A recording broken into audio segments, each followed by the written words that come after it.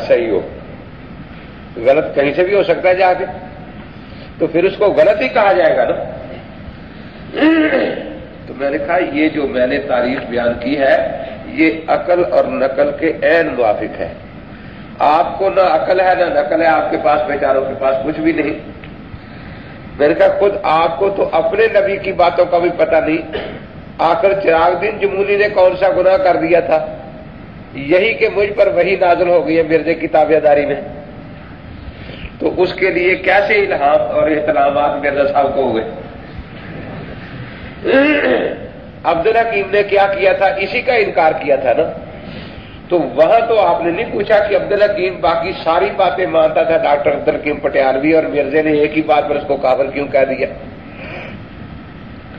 تو ایمان کی تعریف یہی ہے، میں نے عرض کیا ضروریات دین میں سے سب کو تسلیم کرنا، اس کا نام ایمان ہے۔ البتہ بعض چیزیں ایسی ہوتی ہیں وہ بھی متواتر ہوتی ہیں، لیکن ان کے تواتر کا علم عوام کو نہیں، صرف علماء کو ہوتا ہے۔ ان کو ضروریات دین نہیں کہتے، ان کو یہی کہتے ہیں کہ یہ متواترات ہیں۔ ان میں اور اس میں فرق یہ ہوتا ہے کہ ضروریات دین میں سے کسی ایک چیز کا انکار یا تعویل باطل کرے تو فوراً فتویٰ کفر لگ جاتا ہے، لیکن جو ضروریات دین تک نہیں پہنچے ویسے متواتر ہے تو وہاں لزوم و التزام کا فرق کیا جاتا ہے، کیونکہ عوام اس کے تواتر سے واقف نہیں، تو پہلے ان کو بتایا جائے گا کہ بھئی یہ بات کفر کی ہے، اس کا انکار نہ کرنا، یوں نہ کہنا۔ اگر بتانے کے بعد بھی وہ ڈٹ جائے تو پھر اسے کافر کہا جائے گا، لیکن ضروریات دین میں بتانے کی ضرورت نہیں، کیونکہ ضروریات دین کہتے ہی ان کو ہے کہ عوام تک اس سے حقیقت سے واقف ہو جائے۔ تو اس لیے ضروریات دین کے انکار پر لزوم اور التزام وغیرہ کا بھی کوئی فرق نہیں کیا جاتا، یہ صرف ان قطعیات پر ہوتا ہے جن کا قطعی ہونا علماء میں متواتر ہے، اور بعض تواتر ایسے ہوتے ہیں جو من وجہ ہوتے ہیں۔ ایک امام کو وہ چیز متواتر پہنچی وہ فرض کہتا ہے، دوسرے کو تواتر سے نہیں پہنچی اس کو فرض نہیں کہتا۔ جیسے کئی سالوں سے آپ دیکھ رہے ہیں کہ سعودیہ میں عید ہوتی ہے، یہاں پاکستان میں روزہ ہوتا ہے، وہاں عید ہی متواتر ہے، چاند ثابت ہو گیا، یہاں چاند ثابت نہیں ہوا، یہاں سب نے روزہ رکھا ہوا ہے، تو ان کی عید بھی صحیح ہے، ہمارا روزہ بھی صحیح ہے۔ تو اسی طریقے سے بعض اوقات چاند پوری دنیا میں ایک ہی دن ثابت ہو جاتا ہے اور ساری دنیا میں ایک ہی دن عید کر لی جاتی ہے۔ یہ وہ مسائل ہیں جن کو اجماعی مسائل کہا جاتا ہے، اور بعض اوقات ایسا ہوتا ہے کہ ایک علاقے میں چاند ثابت ہو گیا دوسرے میں ثابت نہیں ہوا، وہاں عید پڑھی جا رہی ہے یہاں روزہ رکھا ہوا ہے۔ تو یہ ائمہ حضرات کا جو اختلاف ہے یہ اسی دوسری قسم کا اختلاف ہے کہ ایک امام کے ہاں ایک چیز تواتر سے ثابت ہوگی، دوسرے امام کے ہاں ثابت نہیں ہوئی، وہ اس کو فرض کہے گا، وہ فرض نہیں کہتا۔ تو یہ کفر اور ایمان کی تعریف میں نے عرض کی۔ جب ایمان کی تعریف آ گئی تو مومن کی تعریف کا بھی پتہ چل گیا کہ غیبی حقیقتیں جو ضروریات دین سے ثابت ہیں، دیکھو یہ ٹیک پڑی ہے، اس کو ماننا ایمان نہیں۔ جو چیزیں ہمارے حواس میں نہیں آتی، یؤمنون بالغیب، فرشتے نہ ہم ان کو دیکھ سکتے ہیں، نہ ان کی بات سن سکتے ہیں، نہ ان کو ہاتھ میں پکڑ سکتے ہیں، لیکن محض اللہ اور رسول کے کہنے پر مان رہے ہیں کہ فرشتے ہیں۔ جنت اور دوزخ پر ایمان، خود اللہ تبارک و تعالیٰ پر ہمارا ایمان ہے۔ تو ایسی غیبی حقیقتیں جن کا اللہ کے پاک پیغمبر صلی اللہ علیہ وسلم سے ضروریات دین کے انداز میں ہم تک ثبوت پہنچے، ان کو ماننے والے کو مومن کہا جاتا ہے۔ ایمان کے معنی ماننا ہے، جاننا نہیں، پہچاننا نہیں۔ جاننے میں، پہچاننے میں اور ماننے میں فرق ہے۔ کتنے ہندو ہیں، بلکہ اکثریت جو جانتے ہیں کہ حضور پاک مکہ مکرمہ میں پیدا ہوئے تھے، آپ کے والد کا نام عبداللہ، آپ کی والدہ کا نام آمنہ تھا، مدینہ منورہ میں آپ کا وصال ہوا، لیکن اتنا جاننے سے وہ مومن نہیں. پہچاننا بھی ایمان نہیں. کوئی پہچان لے کہ حضور پاک نبی ہے لیکن مانے نہ. قرآن کہتا ہے اہل کتاب کے بارے میں یعرفونہ کما یعرفون ابناءہم، کہ وہ حضرت کو اس طرح پہچانتے ہیں جس طرح آپ لوگ اپنے بیٹوں کو پہچانتے ہیں. کروڑوں کا مجمع ہو تو آپ کو کبھی شبہ نہیں ہوتا کہ میرا بیٹا یہ ہے یا یہ ہے. اسی طریقے سے وہ پہچانتے تھے جناب نبی اقدس صلی اللہ تعالی علیہ وسلم کو. کیسر روم سے جب بات چیت ہوئی ہے تو اس نے قسم کھا کے کہا ہے کہ یہ وہی نبی ہے، لیکن کلمہ نہیں پڑھا. تو پہچاننے کا نام ایمان نہیں ہے، ایمان نام ہے ماننے کا. تو نہ جاننا ایمان ہے، نہ پہچاننا ایمان ہے، ماننے کا نام ایمان ہے. اب مومن اس کے آگے ولی کا درجہ ہوتا ہے. مسلم اور مومن کے بارے میں تو قرآن بھی آیا نا وَلَعَبْدٌ مُؤْمِنٌ خَيْرٌ مِّن مُشْرِكٍ. مسلمان ہے، مومن اور غلام ہے، آزاد بھی نہیں. مشرک خواہ وہ امریکہ کا صدر ہی کیوں نہ ہو، اس سے اللہ کی بارگاہ میں یہ مومن بہتر ہے. اب اس سے اگلا سٹیج جو ہوتا ہے وہ ہوتا ہے ولی اللہ کا. تو ولایت کسے کہتے ہیں؟ رسول اقدس صلی اللہ علیہ وسلم نے فرمایا کہ نبوت میں سے اب کچھ نہیں بچا سوائے مبشرات کے. اچھے خواب آ جائیں، اچھا کشف ہو جائے، اچھا الہام ہو، نیک بات دل میں آئے، اس کو مبشرات کہتے ہیں. تو مرزا محمود نے یہاں بھی دھوکہ دینے کی کوشش کی ہے. وہ کہتا ہے کہ مبشرات جو ہے یہ نوع من انواع نبوت ہے، کہ نبوت کی ایک قسم یہ بھی ہے جس کو ہم نبوت غیر تشریح کہتے ہیں. نہیں، حالانکہ حضرت نے خود دوسری جگہ فرمایا کہ یہ جز ہے، نوع نہیں. اب جز پر کل کا لفظ نہیں بولا جاتا. دیکھو انسان آگ، پانی، مٹی، ہوا سے بنا ہوا ہے نا. تو آگ جل رہی ہو کوئی نہیں کہتا یہ انسان ہے مرزا قادیانی جل رہا ہے، کہتا ہے کوئی؟ پانی ہو تو کوئی یہ نہیں کہتا کہ یہ مرزا محمود بیٹھا ہے. مٹی کا ڈھیر ہو تو کوئی نہیں کہتا مرزا نجس بیٹھا ہے. تو دیکھیے یہ اجزاء ضرور ہے انسان کے، لیکن اجزاء پر لفظ انسان بولنا. اللہ اکبر نماز اور اذان کا جز ہے، لیکن صرف اللہ اکبر کہنے سے کوئی نہیں کہتا کہ اس نے نماز پڑھ لی ہے. آپ کا ناخن آپ کا جز ضرور ہے، لیکن اس کو آپ کا نام نہیں دیا جاتا کہ یہ فلاں آدمی ہے.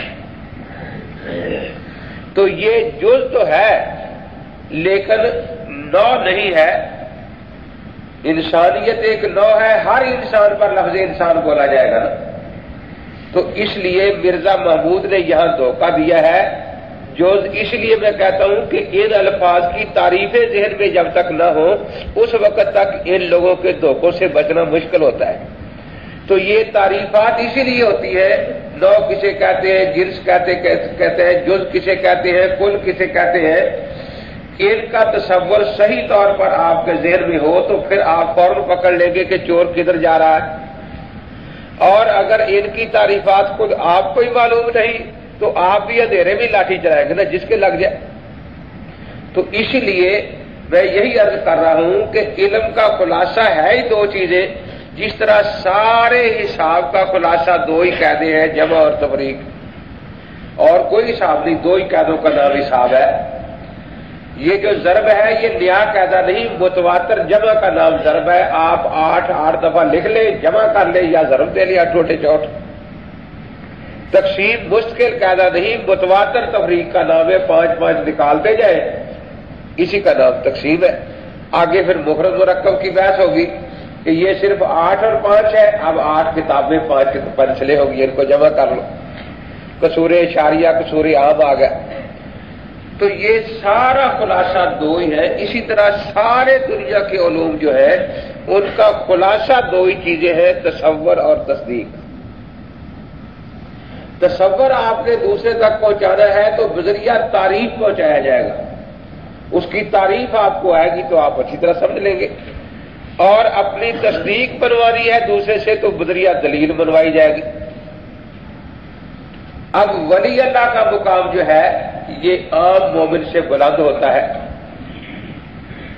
ان تعبد اللہ کانک تراہ فإن لم تکن تراہ فإنہ یراک، کہ اللہ کی عبادت اس طرح کرو گویا تم اللہ تعالیٰ کو دیکھ رہے ہو۔ اس کو مقام مشاہدہ کہتے ہیں، یہ ولایت کا بلند مقام ہے۔ اور اگر یہاں تک نہیں پہنچے تو کم از کم اتنا یقین کامل ہو کہ اللہ تبارک و تعالیٰ مجھے دیکھ رہے ہیں، اس کو مقام مراقبہ کہتے ہیں۔ یہ پہلا قدم ہے ولایت کا، اور مشاہدہ اس کا آخری قدم ہے۔ اب ان میں فرق کیا ہوتا ہے؟ عام مومن کتنی نمازیں فرض جانتے ہیں اور اولیاء اللہ 6 فرض جانتے ہیں۔ فرض تو ان کے یہاں بھی 5 ہی ہے نا۔ عام مومنوں پر کتنے روزے فرض ہیں اور اولیاء اللہ پر کتنے فرض ہیں؟ تو جب کمیت میں کوئی فرق نہیں ہے تو کیفیت کا کوئی فرق ہوگا نا، یعنی کوانٹٹی اور کوالٹی جو ہے۔ تو قاری محمد طیب صاحب رحمۃ اللہ نے بڑی عام فہم مثال سے یہ فرق سمجھایا ہے۔ کہتے ہیں کہ ایک جگہ ٹرک کے نیچے ایک بچہ آ کے مر گیا۔ اب وہاں جتنے لوگ بھی بیٹھے ہوں گے وہ اس حادثے سے یقین متاثر ہوئے۔ کسی نے شعوری یا غیر شعوری طور پر شور ہی مچائے گا، او بھائی وہ بچہ بچو بچو، کوئی 2-4 قدم بھاگا ہی ہوگا، اور اس کے مرنے کے بعد کسی نے 2 دن، کسی نے 4 دن، کسی نے 6 دن اس کا ذکر بھی جہاں بیٹھا بھائی اس میں ہوگا واقعہ پیش آیا۔ لیکن ہفتے 10 دن کے بعد وہ لوگوں کو بات بھول گئی۔ اب عام لوگوں کی بجائے اس بچے کی ماں کا تصور کرے، کیا جس طرح عام لوگوں نے 1 ہفتے یا 10 دن کے بعد اس بات کو بلا دیا ہے اس کی ماں بھی بلا دے گی؟ نہیں، اس کی تو اگلی ساری تاریخ اس تاریخ سے مل جائے گی۔ اسے کہ پوچھے گا عید کس دن تھی؟ کہ جس دن میرا محمد علی فوت ہوا تھا نا 1 ہفتہ بعد عید تھی۔ فلاں کام کب ہوا تھا؟ محمد علی جو فوت ہوا تھا نا تو اس سے اتنے مہینے بعد یہ کام ہوا تھا۔ اب بچہ ایک ہی ہے، ان پر 8-10 دن کا 6 دن کا اثر پڑا ہے، ماں پر مشکل اثر ہے۔ وجہ کیا؟ کہ ان کی اس بچے سے ہمدردی تھی، منہ دیکھے گی۔ ایک واقعہ سامنے آیا، ہمدردی انسانی بات بیدار ہوئی، اور ماں کے دل میں بچے کی محبت کی جڑیں اتری ہوئی ہے۔ جب تک یہ دل موجود ہے اس سے بچے کی محبت نکل سکتی نہیں۔ اسی طرح عام مومن وہ ہے جس کو ایمان کے ساتھ منہ دیکھے کی محبت ہے، اور ولی اس کو کہتے ہیں کہ ایمان کی محبت کی جڑیں دل میں اتر جائیں۔ اب ہمیں کوئی پوری فضائل نماز سنا دے گا کہ ہم پھر بڑے اٹھ کر 2 نفل پڑھ لیں گے، اللہ پوری فضائل زکات سنا دے تو 4 آنے خیرات کر دیں گے۔ اور ان کا یہ حال ہوتا ہے کہ ان کو بغیر اللہ کی بات کے خیال نہیں آتا۔ وہ جس طرح والدین اپنا پیٹ کاٹ کر بچے کو کھلا دیتے ہیں، آپ دیکھیں گے سارا دن روزے سے رات کو کھانا ہے، دوسروں کو کھلا دیا، خود نہیں کھایا۔ مولوی صاحب بات کر رہے تھے نا کہ جب دنیا کے یہ دندوں پر خرچ کرنا ہوتا ہے اپنی دنیا کے بڑائی کے لیے، تو پھر شیطان بڑا حوصلہ دیتا ہے کہ دیکھو اس نے 5 روپے دیے، تجھے 10 دینے چاہیے، ناک کٹ جائے گی ورنہ۔ اور اگر دین پر خرچ کرنا ہوتا ہے تو 70 شیطان روکنے کے لیے آتے ہیں۔ وہ جیب میں ہاتھ ڈالے گا، 4 آنے نکالے کہ تیری جوتی ٹوٹی ہے، یہ نہیں ٹھیک کرانی، بیٹے کی کتاب نہیں ہے۔ اب اس کو 100 باتیں یاد دلائیں گے، وہ پھر بیچارہ رکھ لیتا ہے۔ اچھا، تو ایک آدمی کو جوش آیا بیٹھے بیٹھے کہ اچھا آج 70 شیطانوں کو رد کر کے میں نے لانا ہے۔ چلا گیا، گردم ڈالنے لگا، کپڑا بچھا کے، بیوی نے پوچھا کہ کیا